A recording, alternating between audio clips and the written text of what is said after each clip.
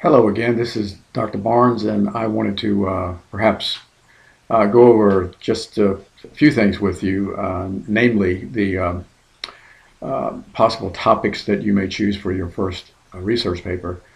I have a list of them, and some I guess will come to mind when I'm speaking to you, but you should be at least in the midst of creating some sort of abstract for your first paper. And I want you to remember that your abstract should reflect how you're going to integrate some economic theory or economic principle with an economic issue. Uh, that can be difficult, but I want you to try, and then I want you to send it to me so I can take a look at it, and maybe I can help you out some. Okay, so give it some thought. So that again, the abstract should be about 100 words and should state the purpose of doing the study and what the study entails briefly, just generalizing about that. But it has to be somewhat specific because you have to focus yourself so that you're not writing here and there and there and there. You want to focus exactly on what it is you're going to talk about. So let's begin with a few of these things that I think may be interesting. Some are appropriate for Economics 201 and some are appropriate for Economics 202. I will attempt to point those out as I go along here. The first one would be there's a somewhat of a issue, and it's just beginning, I suppose, the best way to put it, of the acidity of the Earth and how the climate change and extreme weather are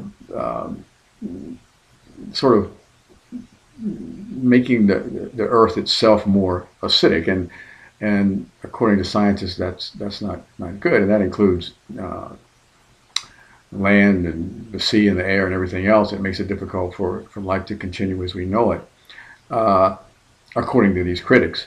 So that would be a good topic. Anything that has to do, in fact, here's the name of an article that I found that I think may be helpful. It says, Earth on Acid, the present and future global acidification of Earth. Okay, so you can just take that one statement, Earth on Acid, the present and future of global acidification, and just query that in Google or either Bing, and you should get quite a bit of information.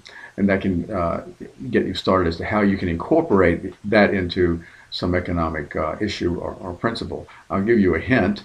It may have to do something with resources. The resources are scarce to begin with, so why hasten that we're going to make those resources disappear faster through acidification. So anyway, that's one that you can look at. A second one is, this is the title of the article that I found, enacting specifications to demand quality products and ensure public safety. It's not only the right thing to do, but it's the American thing to do. So that's another issue, and I think in this article he gets into the idea that we should buy American because we never know what we're getting when we import goods and services, particularly food and those items that are very that we consume internally in our bodies, and we don't really have too much control over that. Some, but not very much.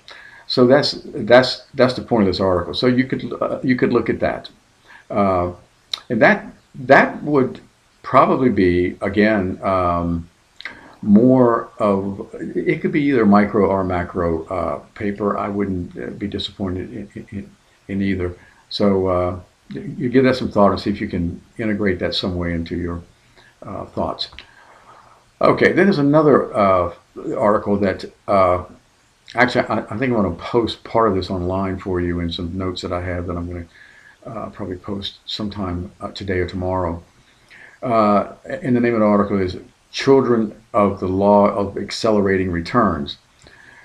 And what this is about is that the ever accelerating pace of technological change may be bringing about what we call mini generation gaps with each group of children uniquely influenced by the tech tools that are available to them in the formative stages of development. The problem is that scientists think that as we if this gap narrows even more and the pace of technological innovations picks up as we approach something called singularity, which again is another good topic to write about, it's going to be difficult for us to have a socioeconomic quality of life that it would create more social problems, perhaps even more unemployment, and make it difficult to even participate, because you would constantly be trying to learn what the new technology are. It's already happening in the sense that it's very difficult to keep up with all the information and all the changes that are occurring as I speak. So that would, I think, be a pretty good article. Then we can get into healthcare. There's so many different areas that would be interesting there, but one that I thought would be interesting would be this is the title of the report: United States Pharmaceuticals and Healthcare Report for 2012. And in this, they are trying to say that economics and politics are increasingly exerting an influence on the U.S. pharmaceutical market, and that is totally in contrast to what went on in the 1980s and the early 2000s, when the business environment was sort of insulated from this kind of thing, and they could be more entrepreneurial and therefore develop more drugs and so on and so forth, so that we'd be healthier. So that's an issue, and that could also be a macro issue, because I think it deals with healthcare. Healthcare is an industry, and theoretically an industry would be micro, but in this sense, healthcare is such a huge part of gross domestic product that we could probably treat it that way. So if someone wants to write about healthcare, this issue or any other issue, then that would be a good thing to do, either micro or micro.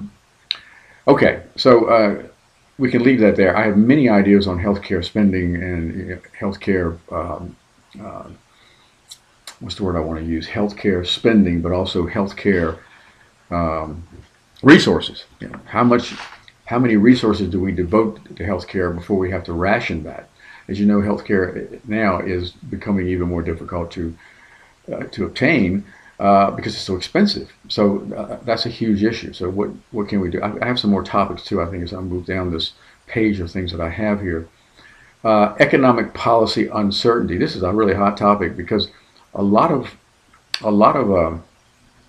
economists think that the reason that we're not growing very fast, that is, the reason GDP is not growing very fast and not creating high-wage jobs, which is something I'm sure you're concerned about, is because of the uncertainty in fiscal policy and in monetary policy, as far as the government's concerned.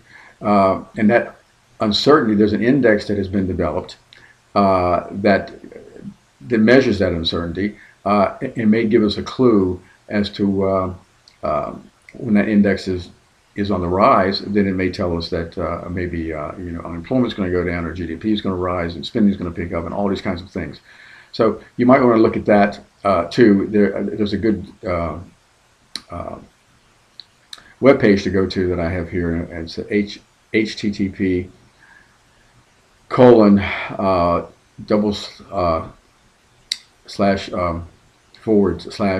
/policyuncertainty.com. You can try that and see if that works. I don't know that it will, but I think it will. Then there's another one. One's called The Business Impact of the Internet of Things. The Internet of Things, which is LOT, is created by embedding sensors in physical objects so that they can communicate with each other and sense their environment without the need of human intervention.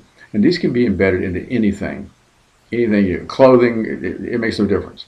This is the next, I guess you might say, industrial internet.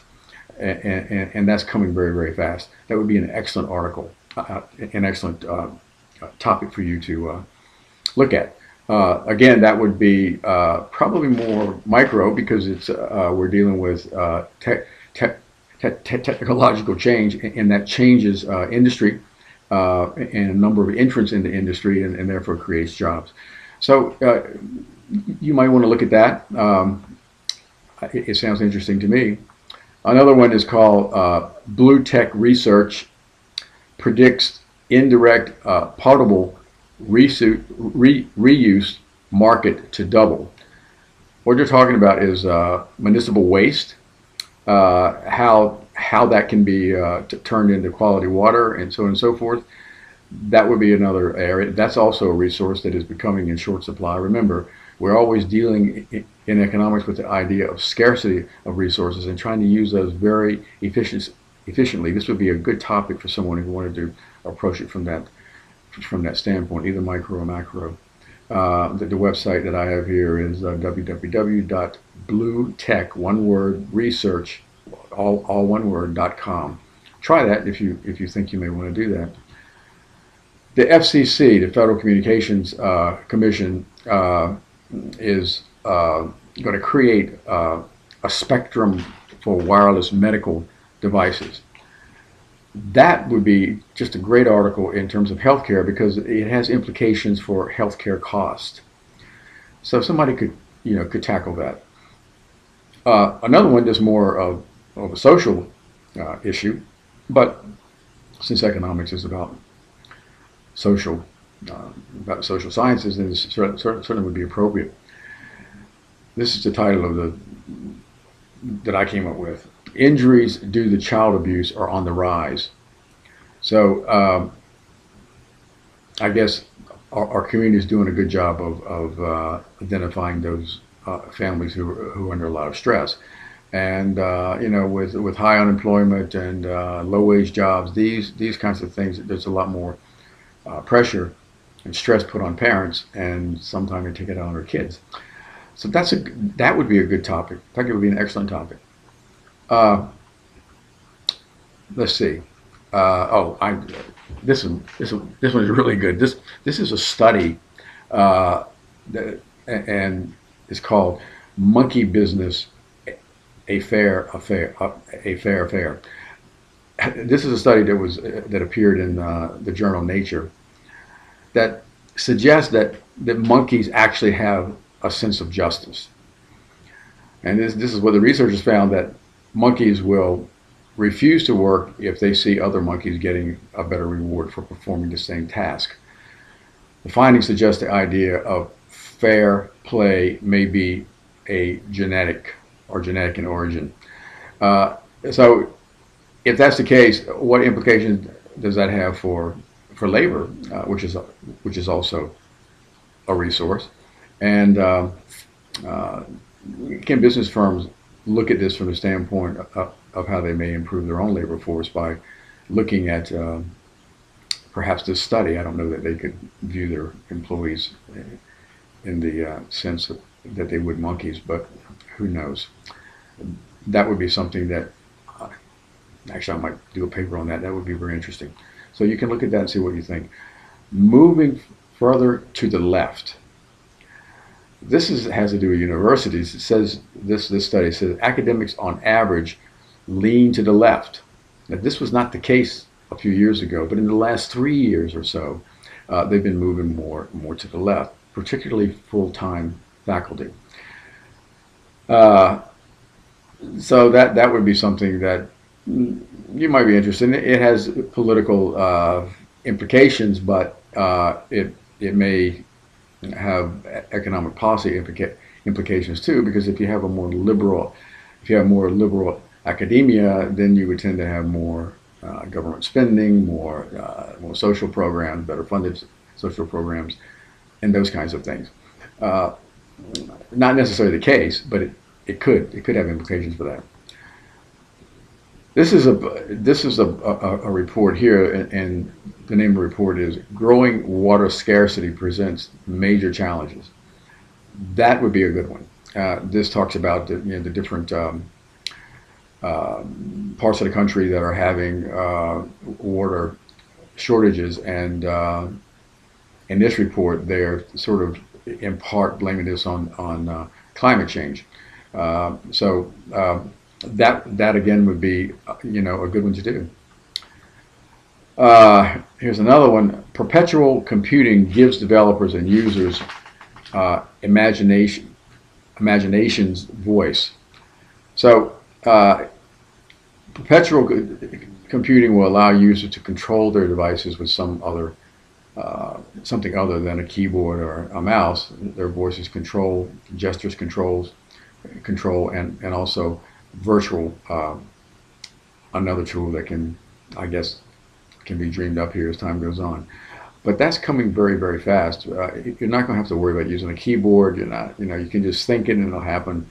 Google is already, moving in this direction. There are implications for employment here. There are implications for social issues. There are many implications of what this might do. So that's another one that you could look at.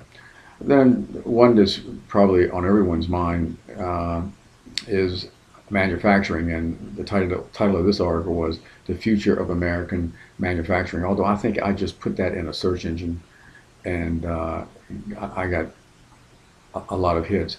By the way, Appendices 5 in the syllabus, I'm sure you've noticed that, gives you, particularly if it's 201, I believe it is. I do some searches for you, and I believe I do in the 202 one, but they're different. But again, it's giving you some ideas on some areas that you may research. So again, the future of manufacturing and the implications of dwindling manufacturing in this country. That's one reason why we think that the middle class is kind of disappearing. This is an interesting topic. It's of course controversial, but I like controversial things myself. Capitalism's pallbearers, the companies that run and could destroy the global economy. Well, this is about multinational corporations and how they dominate the world economy, and their political power is is such that even politicians really fear the consequences of breaking up their monopolies. But if we're going to have a true capitalistic system, then that's probably what needs to happen, although I doubt that it will happen, at least in my lifetime. And mine's much shorter than yours, so maybe you'll see it. But that would be a great topic. That would be really a micro issue, because when you read your chapters, you're going to get into the firm and pricing and output and so on and so forth, and the competition that firms encounter when they're in business. And the greater the number of firms in an industry, the lower will be the price and the greater will be the output, which is what consumers deserve in a capitalistic system. That's the way it's supposed to work. But it doesn't work that way. We can look at telecommunications, we can see that. We can look at the automobile industry, we can see that. We can go on and on and on and on. Same thing in healthcare too, by the way. So you've got these sort of things that are causing issues. So that would be a good one. You can just plug some of these things into Google or Bing again, and I think you'll be okay. Another one here is, do markets erode moral values? It goes on to say that people ignore their own moral standards when acting as market participants. That to me would be extremely interesting. Then there's another one here, and this is just another name for the underground economy or the criminal economy. The question they ask, what exactly is rogue economics? And you can Google that or Bing it, and you'll find out what they're getting at here. And I think it's a good connection here, and that would be another social ill that comes about because of markets when people cheat. So you could look at that one, and if you want, I can give you some information on that if you want to. Here's one that I think is interesting. It's a title: Healthcare Reform Idea. Put down the donut. I think that's pretty funny. That, of course, is getting into the healthcare costs because of long-term obesity and just eating a bad diet for a lot of people. Some is not the result of that, of course, but a great majority of it is. So that would be an excellent article or issue or paper for you guys to do. Another one, is a hamburger as bad as a Hummer? That's a different take on again on lifestyle and saving the environment. So that again would be just an excellent topic. Here's another one. An era of cheap food may be coming to an end. Um, and that may be true, and it may be true because people just may decide to spend more as proportion of their income on food because they want to eat better food, and they may want to eat, more locally produced foods. Here's another article that I found, and the name of it was "The End of Work as We Know It." That is, technological change is so fast that it's creating all kinds of havoc with people who train for jobs, and then 5 years later the job is gone because now a robot does it. So that's kind of what it's getting at. Another area would be green collar jobs. That would be a good research paper to do, just because you're going to have to be looking for a job, and you may want to check that out as something that would give you a knowledge of that, so you can make a better decision about what you're going to do when you get out of school. Here's another one, reasons to eat local food. This gets into the cost of transporting food. I think uh, when you go to the grocery store and you buy food and it's been trucked in, there's a 37 to 38% premium on that food just for transportation and storage. So if you produce your own food or buy it locally, theoretically you could get it cheap, or at least as cheap, and it probably would be much better food, or much better for you. Why you can't influence gas prices? Plug that in and you'll find out why. It has to do with markets, because, for example, just with this issue with Syria and weapons of mass destruction, which I guess was gassing their people and killing them. Just the fact that there is this threat of war has run up world oil prices. But when it goes up, just because somebody says that, doesn't mean that there's less oil available. It doesn't mean that if you go to the pump, as soon as you hear that news, that the price would go up because there's less of it. No, it goes up because people think that it will go up in the future. And remember, when you're studying economics, most everything that you look at, whether it be micro or macro, in terms of models, is based on expectations of what people think they're going to do. They don't necessarily do it. What they actually do can be very different, and this has something to do with gasoline prices. So you may want to look at that one again. I'm just pointing all these out.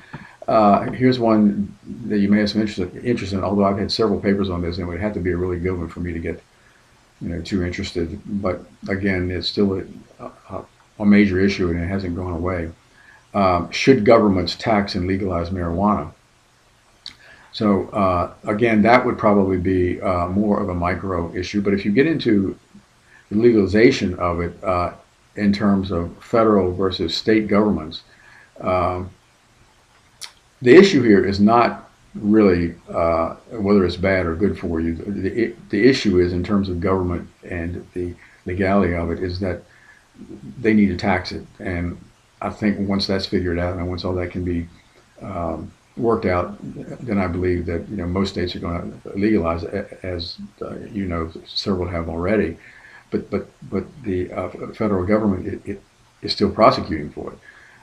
I suspect that's going to end at some time, but that would be a good paper to look into that, to see if that's the case, and then what would be the end result of that. Would it be more jobs? Would it be that we have all these big tobacco companies jumping in and dominating the market, so that the smaller entrepreneur, who probably has been hiding what he's been producing all these years, would be left out again?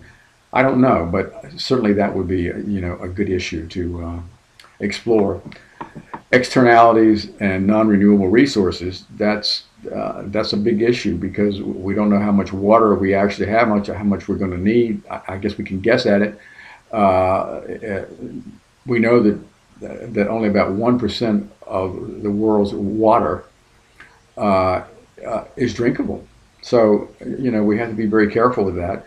Oil again is a finite resource.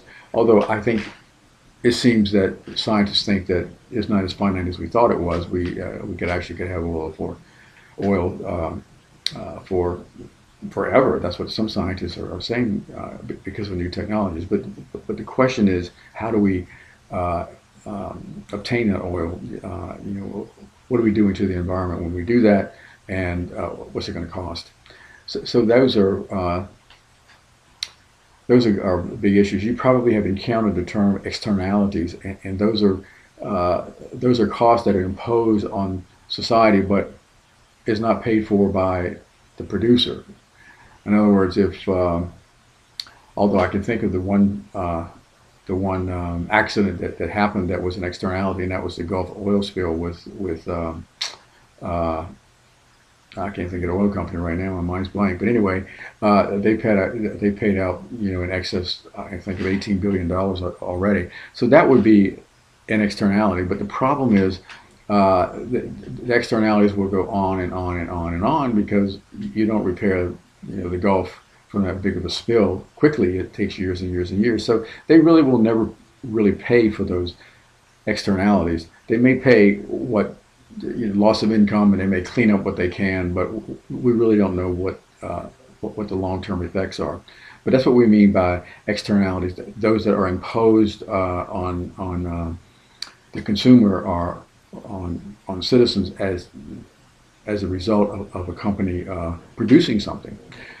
Okay, so there's another. This is another good one. The struggle for the future, deglobalization. There are a lot of people who think that globalization has really not been good to us, and that we really don't have the benefits from that we think we do. But it's what mainstream economists think that everyone wins when we globalize. And by the way, we're already globalized, so to deglobalize would be somewhat of a feat. But you may see more of that as people begin to think more locally about things, as opposed to thinking about big markets. But I don't know that. But it's a good issue to tackle, and that could be either micro or macro. I don't really care there. Um, then this is one that's dear to everyone's heart. Is what may be the real cause of stagnant middle class wages? That's a good topic. Plenty on that. In fact, there's all kinds of things.